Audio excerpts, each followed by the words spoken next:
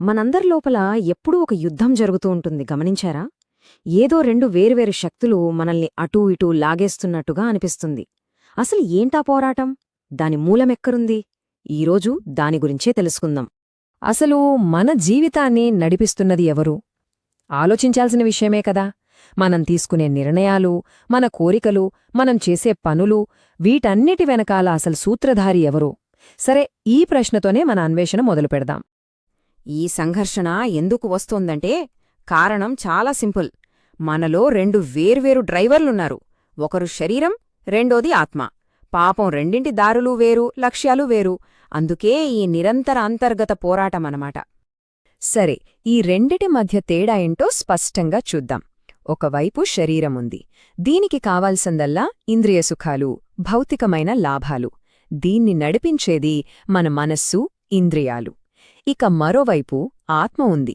దీన్ని నడిపించేది మన అంతరాత్మ. దీనికి కావాల్సింది సద్గుణాల ద్వారా వచ్చే శాశ్వతమైన ఆనందం. చూసారా ఎంత తేడా ఉంది? ఓకే, ఇప్పుడు మనం కేవలం శరీరం మాట వింటే ఏమవుతుందో చూద్దాం. అంటే ఇంద్రియాలు చూపించిన దారిలో వెళ్తే ఆ ప్రయాణం చివరికి ఎక్కడికి తీసుకెళ్తుందో ఓసారి లోతుగా చూద్దాం.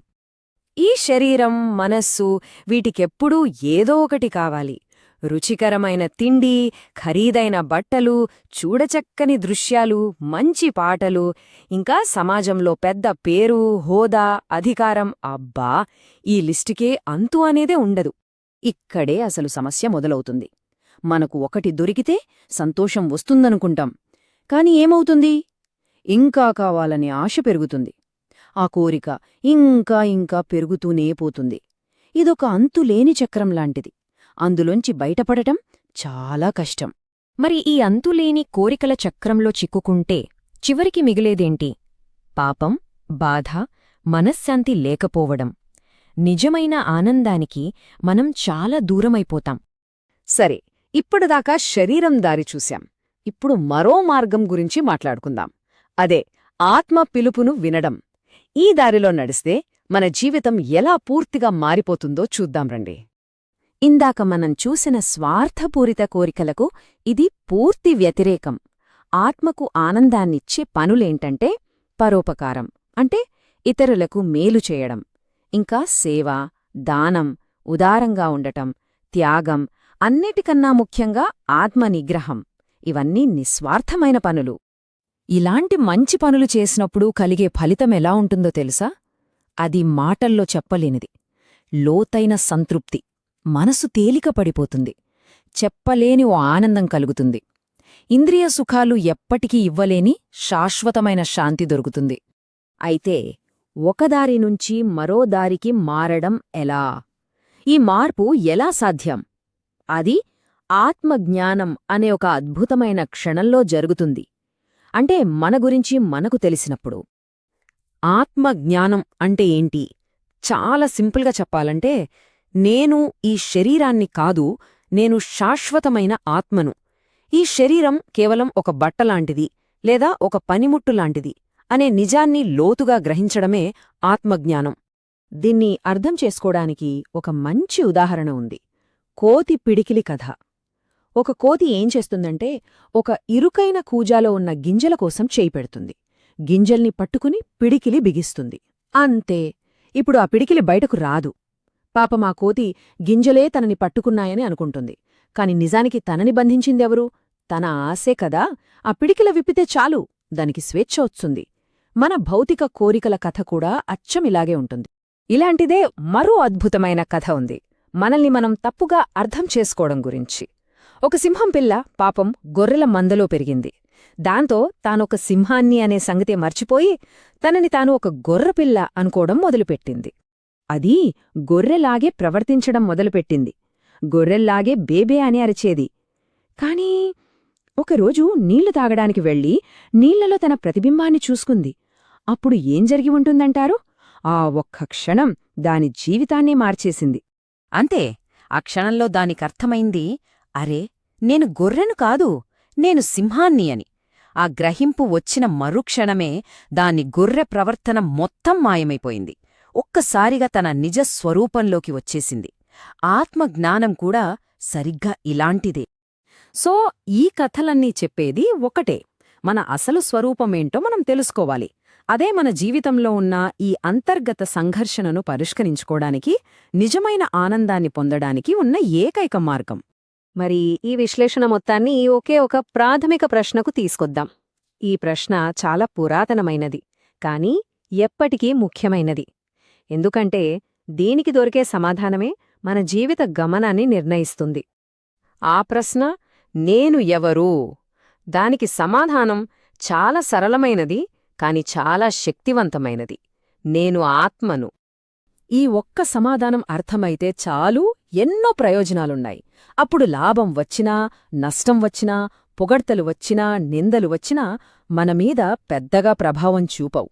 జీవితంలో జరిగే మార్పులన్నీ ఒక నాటకంలో సీన్లలాగా చూస్తాం. ఎలాంటి మానసిక బాధ ఉండదు. అప్పుడే మనం నిజమైన ఆనందాన్ని, జీవిత పరమార్థాన్ని సాధించగలుగుతాం. చివరగా ఈ ఒక్క మాటతో ముగిద్దాం. ఎవరైతే తనను తాను తెలుసుకున్నారో వారు జీవిత రహస్యాన్ని అర్థం చేసుకున్నట్టే. తన గురించి తాను తెలుసుకోవడం కంటే గొప్ప జ్ఞానం మరొకటి లేదు. అదే జీవిత రహస్యానికి తాళంచేవి. అందరికీ నమస్కారం. మనలో చాలామందికి అప్పుడప్పుడు అద్దంలో చూసుకున్నప్పుడు ఒక ప్రశ్నొస్తుంది, అసలు నేను ఎవరు అని. ఈరోజు మనం ఈ చాలా పాత ప్రశ్నకు సమాధానం వెతికే ఒక ప్రయాణం చేద్దాం. ఈ విశ్లేషణంతా నేను ఎవరు అనే ఒక అద్భుతమైన గ్రంథం స్ఫూర్తితో సాగుతుంది. మన లోపలున్న ప్రపంచపు రహస్యాల్ని తెలుసుకోవడానికి రెడీ అవ్వండి. నేనెవరు వినడానికి 3 చిన్న పదాలే, కాని ఈ ప్రశ్నకు మనమిచ్చుకునే సమాధానం మన జీవితంలో ప్రతిదాన్ని మార్చేస్తుంది. ఇదేదో ఫిలాసఫీ క్లాస్లో అడిగే ప్రశ్న కాదు. ఇది మన ఉనికికే పునాది, మన అన్వేషణకు అసలైన స్టార్టింగ్ పాయింట్.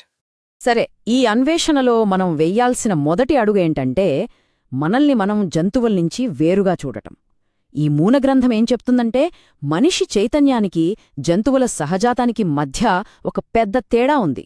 ఆ తేడాని అర్థం చేసుకున్నప్పుడే అసలు ప్రయాణం మొదలవుతుంది. ఇక్కడే మనకు అసలైన తేడా కొట్టొచ్చినట్టు కనిపిస్తుంది. చూడండి, జంతువుల ప్రపంచం ఎలా ఉంటుంది? వాటి ఫోకస్ అంతా ఆహారం, భయం, సుఖం అంతే. వాటికి అంతకు మించి ఆలోచన ఉండదు. కాని మన సంగతేంటి? మనకొక అద్భుతమైన వరముంది. అదేంటంటే మనల్ని మనం ప్రశ్నించుకోవడం. అసలు నేనెవరు? నా జీవితానికి అర్థమేంటి? అని అడిగే శక్తి మనకుంది. కాని నిజం చెప్పాలంటే చాలామంది ఈ శక్తిని వాడరు. పైపై సుఖాల కోసమే బ్రతికేస్తూ దాదాపుగా జంతువులలాగే బ్రతికేస్తున్నారు. ఇది కొంచెం ఆలోచించాల్సిన విషయమే కదూ? ఇక్కడ ఒక చాలా ముఖ్యమైన పాయింట్ ఉంది. మనకు ఇంత తెలివితేటలున్నా దాన్ని చైతన్యాన్ని, అంటే మనల్ని మనం తెలుసుకోవడానికి వాడట్లేదు. కేవలం సౌకర్యాలు పెంచుకోవడానికే వాడుతున్నాం. ఆ గ్రంథంలో ఒక మంచి ఉదాహరణ చెప్తారు. ఒకప్పుడు ఎడ్లబండి మీద వెళ్లేవాళ్లం, ఇప్పుడు మోటార్ కారులో వెళ్తున్నాం. వాహనం మారింది, కానీ వెళ్లే దారి అదే. అలాగే మన టెక్నాలజీ అంతా మన పాత కోరికల్ని తీర్చుకోవడానికే. కాని మన అంతరంగ ప్రయాణంలో మాత్రం ఎక్కడ వేసిన గొంగలి అక్కడే ఉన్నట్టుంది. అయితే మనలో చాలామంది నేనెవరు అని తెలుసుకోవడానికి బయట ప్రపంచంలో వెతుకుతారు. కాని ఆ దారులన్నీ ఎందుకు మనల్ని గమ్యానికి చేర్చలేవో ఇప్పుడు చూద్దాం. ఈ గ్రంథం మనం నమ్మే కొన్ని అపోహల్ని ఒక్కొక్కటిగా పటాపంచలు చేస్తుంది.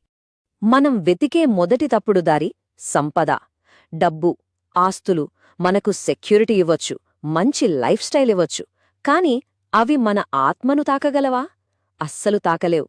ఎందుకంటే ఆత్మ అనేది అంత సూక్ష్మమైనది. దాన్ని డబ్బుతో కొనలేం, ఆస్తులతో కొలవలేం. అది లోపలి విషయం, బయటిది కాదు. ఇక రెండో అపోహ, రకరకాల మతపరమైన ఆచారాలు, పూజలు, కర్మలు ఇవన్నీ మన సమాజానికి, మన డిసిప్లిన్కు అవసరం కావచ్చు. కాని అవన్నీ బయట చేసే పనులు. మన లోపల ఉన్న అసలైన నేను అనే తలుపును అవి తెరవలేవని ఈ గ్రంథం చాలా క్లియర్గా చెప్తుంది. మూడోది, ఇది ఇంకా ముఖ్యమైనది, కేవలం పుస్తకాల్లో చదివిన జ్ఞానం. ఒక చిలకకు శ్లోకాలు నేర్పిస్తే అది వల్లే వేస్తుంది అంతే, కాని దానికి అర్థం తెలీదు కదా.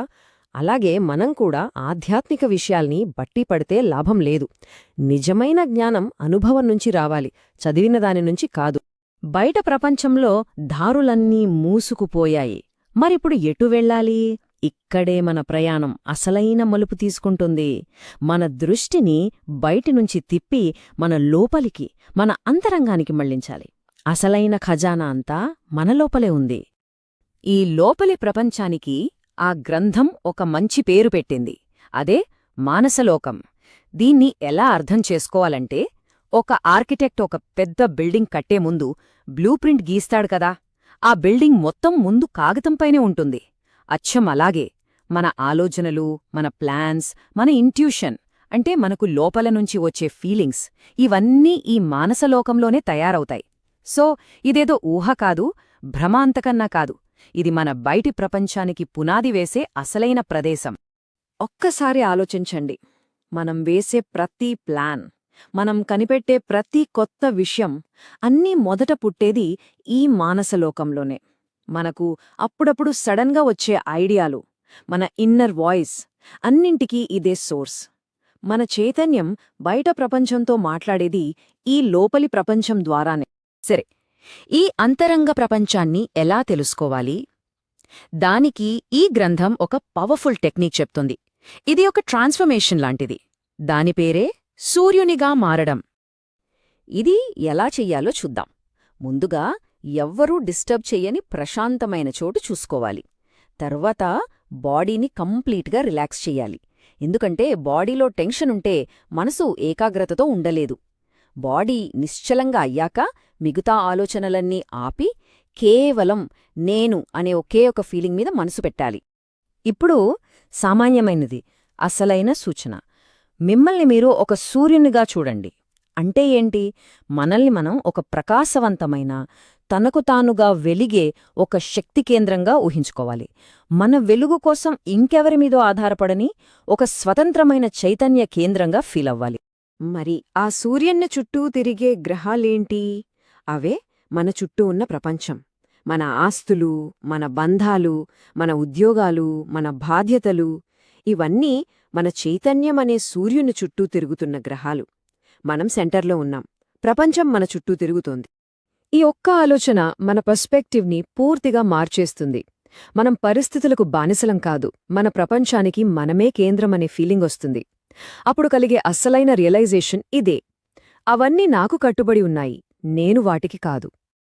ఓకే, మనం సూర్యుళ్లమైతే మరి ఈ శరీరం సంగతేంటి? ఇక్కడే మనం ఎప్పుడూ చేసే ఒక పెద్ద తప్పును సరిదిద్దుకోవాలి. అదేంటంటే మనల్ని మన శరీరంగా భావించటం. దీనికి గ్రంథంలో 2 బ్యూటిఫుల్ ఉదాహరణలున్నాయి. ఒకటి, శరీరం ఒక బట్టలాంటిది. మనం పాత బట్టల్ని తీసేసి కొత్తవి వేసుకుంటాం గదా, అలాగే ఇది కూడా తాత్కాలికమే. రెండోది, శరీరం ఒక పనిముట్టులాంటిది. ఒక సుత్తిని మనం వాడుకుంటాం, అంతేగాని మనం సుత్తిగా మారిపోం గదా. అలాగే శరీరం మనం వాడుకునే ఒక సాధనం మాత్రమే, అది మనం కాదు. అయితే నేను శరీరం కాదు అనుకుంటే దాన్ని నిర్లక్ష్యం చేయాలా? అస్సలు కాదు. ఇక్కడే ఒక విచిత్రమైన నిజముంది. మనం శరీరాన్ని నేను అనుకున్నప్పుడే దాన్ని పాడు చేస్తాం. కానీ దాన్ని మన ఆత్మ ఉండే ఒక పవిత్రమైన గుడిలా భావించినప్పుడు దాన్ని ఇంకా జాగ్రత్తగా, గౌరవంగా చూసుకుంటాం. ఇంత పెద్ద మార్పు లోపల జరిగినప్పుడు దాని ప్రభావం బయట ఎలా ఉంటుంది? ఈ మార్పు మన ప్రవర్తనలో ఎంత సహజంగా, పాజిటివ్గా మార్పులు తెస్తుందో ఇప్పుడు చూద్దాం. ఇది అచ్చం పాత బట్టలు తీసేసి కొత్తవి వేసుకోవడం లాంటిదే. మనం మన అసలు స్వరూపాన్ని తెలుసుకున్నప్పుడు అత్యాశ, స్వార్థం, భయం లాంటి పాత గుణాలు వాటంతటా అవే రాలిపోతాయి. వాటి ప్లేస్లో మన కొత్త మానత్వానికి సరిపోయే ఉదారత, కరుణ, స్వేచ్ఛ అనే కొత్త బట్టల్ని మనం వేసుకుంటాం. ఈ మార్పు ఎంత న్యాచురల్గా జరుగుతోందో చెప్పడానికి గ్రంథంలో ఒక అద్భుతమైన ఉదాహరణ ఉంది. ఒక చిన్న టాడ్పోల్ కప్పగా మారినప్పుడు దాని తోకను అది కష్టపడి వదిలించుకోదు. అది తనంతట తానే రాలిపోతుంది. అలాగే మనం ఆధ్యాత్మికంగా పెరిగినప్పుడు చెడ్డగుణాలతో ఫైట్ చెయ్యక్కర్లేదు, అవే వాటంతటవే మాయమైపోతాయి. చివరిగా ఒక ముఖ్యమైన విషయం. ఈ ప్రయాణాన్ని కేవలం లాజిక్తో అర్థం చేసుకోలేం. ఇది ఏదో మెదడుకు మేత కాదు. ఇది అనుభవంతో, సాధనతో తెలుసుకోవలసిన విషయం. పుస్తకాలు మనకు దారి మాత్రమే చూపిస్తాయి, కాని నడవాల్సింది మనమే. ఇప్పుడు ఈ విశ్లేషణను ఒక ఆలోచింపజేసే ప్రశ్నతో ముగిద్దాం. ఒకవేళ మనం మన ప్రపంచానికి కేంద్రం అయితే, సూర్యుడులా ఉంటే, మరి మన గురుత్వాకర్షణ శక్తి దేనికోసం? మనం దేనిని మనవైపు ఆకర్షిస్తున్నాం? మన ప్రభావం దేనిమీద ఉంది? ఒక్కసారి ఆలోచించండి.